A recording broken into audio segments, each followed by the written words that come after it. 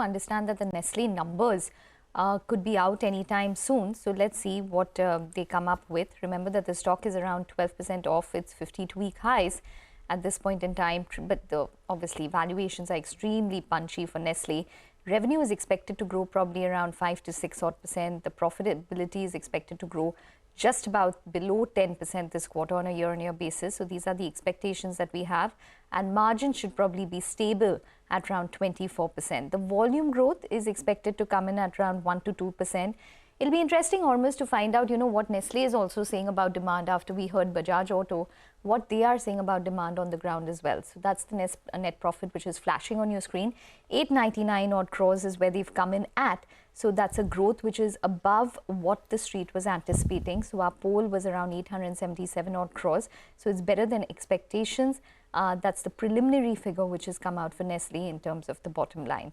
But nonetheless, this time round, there was a fear that there could be a higher amount of cocoa and coffee prices, which could probably impact numbers. We have the revenue, which is below expectations. So that has actually missed. So 5,104 crores versus expectations of around 5,357 odd crores. In fact, it's a decline. No, it's just about a flattish performance on a year-on-year basis.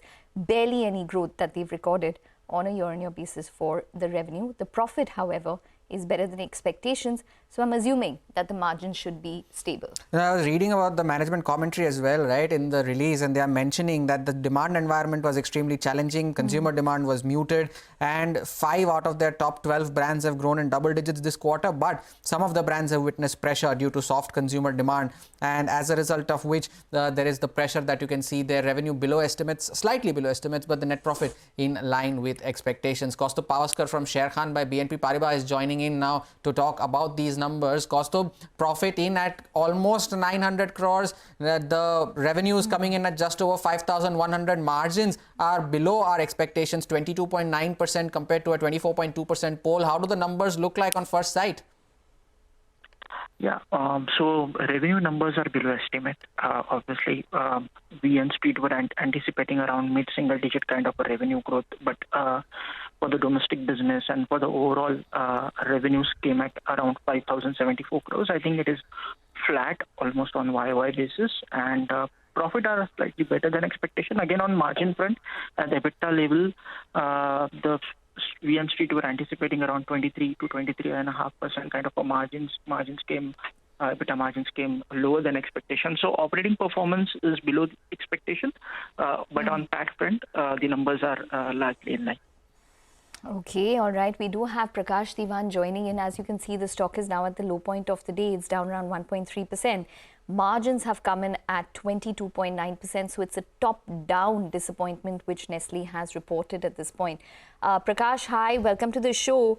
Well, before we talk about the numbers, I just want to talk about the fact that there is this the commentary from companies are indicating a muted consumer demand at this point in time. It could be high value items such as two-wheelers as well, in contrast to what Nestle sells.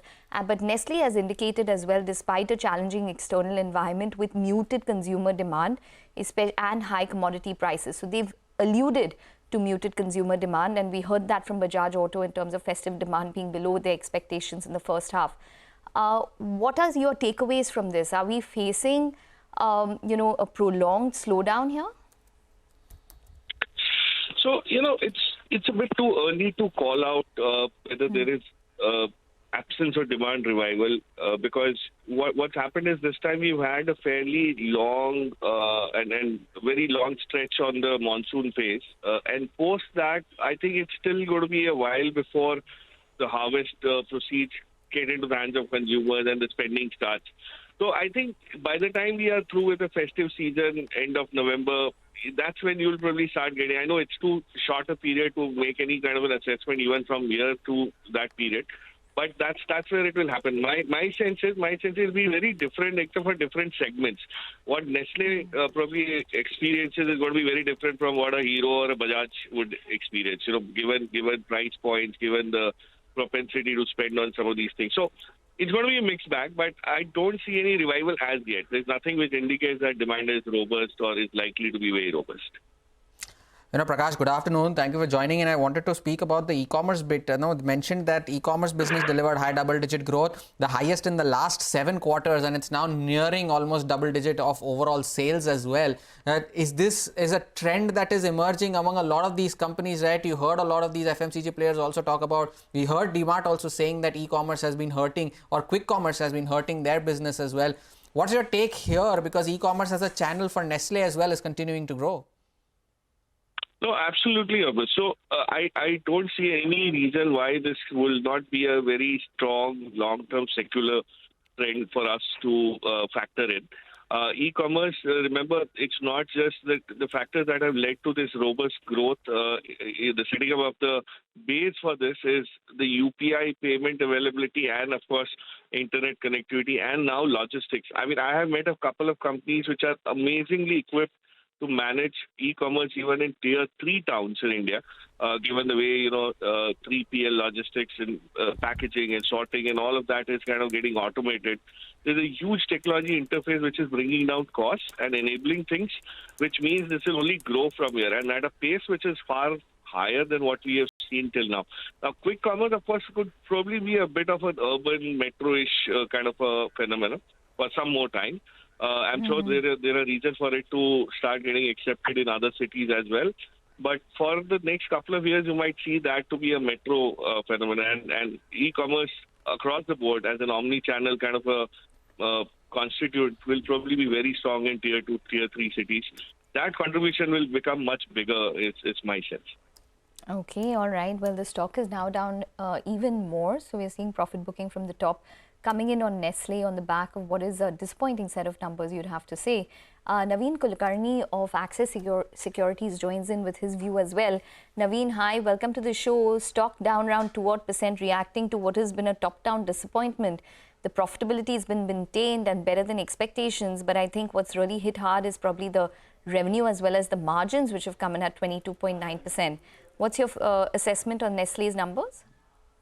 Yeah, so the margins are definitely lower than what we were expecting by close to around 80 odd basis points. So that's definitely a lower number. So I think the revenue being lower has had an impact on margins.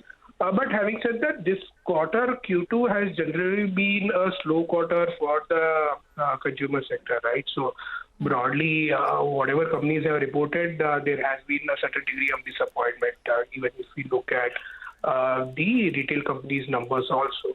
So I think we have to wait and watch. Probably Q3 onwards, things could be expected to pick up. On the other hand, Nestle has been one of the better performing FMCG companies for a while now. And from that perspective, probably things could look better in the forthcoming quarters. Kaustubh, I wanted to ask you, the company is also mentioning that commodity prices remain elevated, especially for coffee and cocoa, and the prices of cereal and edible oils have also accentuated with the recent developments. Now, with the kind of margins that Nestle has delivered at 22.9%, do you see that there is a scope of further margin deterioration in the subsequent quarters, say in the current quarter itself, now that we're into the third quarter with these rising input prices? Yeah, so we believe that margins will remain under pressure for Nestle, and companies, we have seen that companies are a little conservative in terms of price increases. So we don't expect price increases to happen in line with what the commodity inflation is. It will be, in a gradual manner. So in the near term, if the commodity prices continues to rise, I think margins will remain pressure. And that is something which we are expecting for most of the companies under our coverage. Okay, Naveen, what's your sense in terms of the volume picture this time for Nestle? The estimates were 1 to 2%. Yeah, so we were expecting the volume number to be in the range of around 2%. Primarily, the growth was expected on account of price. So I think even the volume numbers don't look very, very encouraging at this point in time. I don't have a ready estimate to put out right now, but yeah, even the volume numbers could be a little sluggish, right? So, but I when think you say sluggish. Yeah, it could be flattish is what I feel. So we need to put down exactly the numbers to figure out how much the volume growth would have been. All right, Naveen, Prakash, Kaustubh, thank you so much for joining in and sharing with us your views on the numbers coming in from Nestle.